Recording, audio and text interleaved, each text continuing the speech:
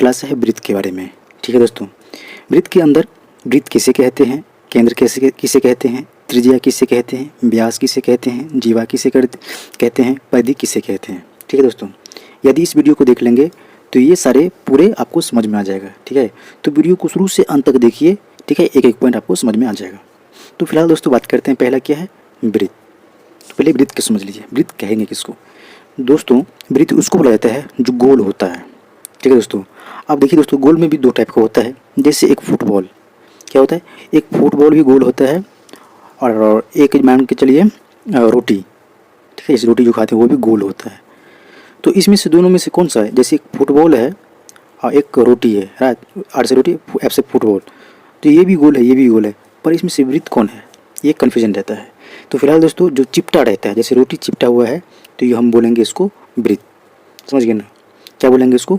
वृत्त। और ये फुटबॉल क्या होता है, गोलाकार रहता है, पूर्ण तरह से गोलाकार रहता है, तो ये फुटबॉल एक वृत्त नहीं कहला सकता। ठीक है, तो कैसा होना चाहिए वृत्त? एक सिंपल सी एक रोटी आकार की तरह रहना चाहिए, चिपटा रहना चाहिए, उसको बोलेंगे हम वृत्त। ठीक है, अब यहाँ देखिए दोस्तों, वृत्त की यदि आकृति बोली जाए तो वृत्त एक गोलाकार होता है। जैसे दोस्तों आपको बताता हूँ, देखिए बिल्कुल गोलाकार गोला होना चाहिए, कोई भी टेढ़ा नहीं रहना चाहिए। ठीक है, तो इसको बोलेंगे आप वृत्त। ठीक है, अभी तो दोस्तों ये टेढ़ा दिख रहा है, तो समझिए कि पूर्ण तरह से गोला होना चाहिए, उसी को हम वृत्त बोलेंगे। राइट, अब ये हो गया वृत्त। समझ गए, वृत्त मतलब पूर्ण तरह से गोला होना चाहिए, उसको हम बोलेंगे वृत्त। राइट, और ये केंद्र किसको बोलेंगे? केंद्र।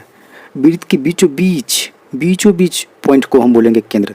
तो दोस्तों इसका बीचों बीच पॉइंट कौन सा होगा? ये जो पॉइंट आप दिख रहे हैं, वृत्त का केंद्र बोला जाएगा इसको। ये जो हो गया आपका ये केंद्र। राइट, अब बात की जाए त्रिज्या के बारे में।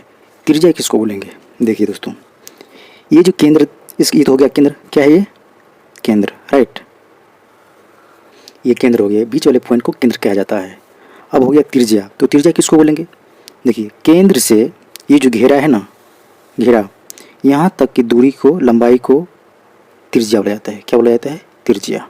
समझ गए ना, कहाँ से कहाँ की दूरी की? केंद्र से ये जो लाइन है गोलाकार, यहाँ तक की दूरी को आप बोल सकते हैं त्रिज्या।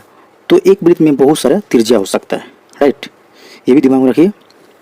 अब आती है व्यास की बात, तो व्यास किसको बोलेंगे? अब यहाँ देखिए ये केंद्र है, यदि इस केंद्र से यहाँ की दूरी को क्या बोला जाता है? त्रिज्या। फिर इसी के सामने इस साइड को, मतलब दो त्रिज्या आपस में जुड़ जाता है, तो उसको व्यास बोला जाता है। क्या बोला जाता है? व्यास। राइट, ये हो गया आपका व्यास।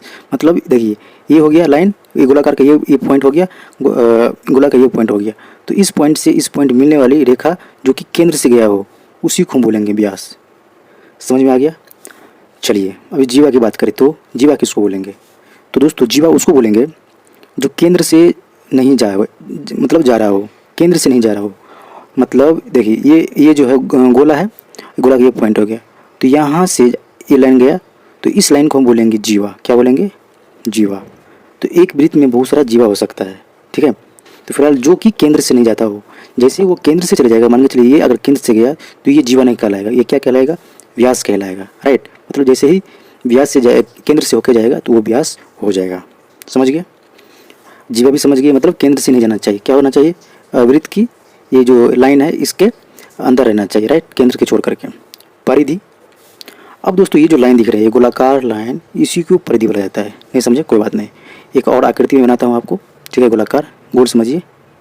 ठीक है, अब ये जो लाइन दिख रही है, ये लाइन मतलब मान के चलिए आप यहाँ से चलना स्टार्ट कर दीजिए, चलते फिर यहाँ जहाँ से स्टार्ट किए थे इस पॉइंट पे मिल गए, तो एक अब चक्कर लगा दिए, तो इसी चक्कर को परिधि बोला जाता है। ठीक है, क्या बोला जाता है? परिधि। समझ गए?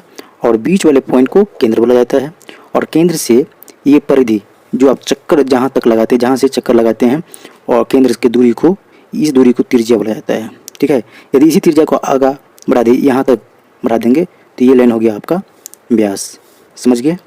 जीवा, ये लाइन छोड़ करके, ठीक है, जो केंद्र से नहीं होकर जाते हो, कहीं से भी जाए, जैसे ये परिधि का ये पॉइंट अगर आप मिला दें तो ये हो गया आपको जीवा। ठीक है, समझ गए होंगे? तो आप वृत्त समझ गए, केंद्र समझ गए, त्रिज्या समझ गए, व्यास और जीवा और परिधि। ठीक है, इस वीडियो में समझ गए। किसी और वीडियो में डिस्कशन करेंगे दोस्तों वृत्त के बारे में ही। फिलहाल दोस्तों आज के लिए इतना ही। जय हिंद, जय भारत।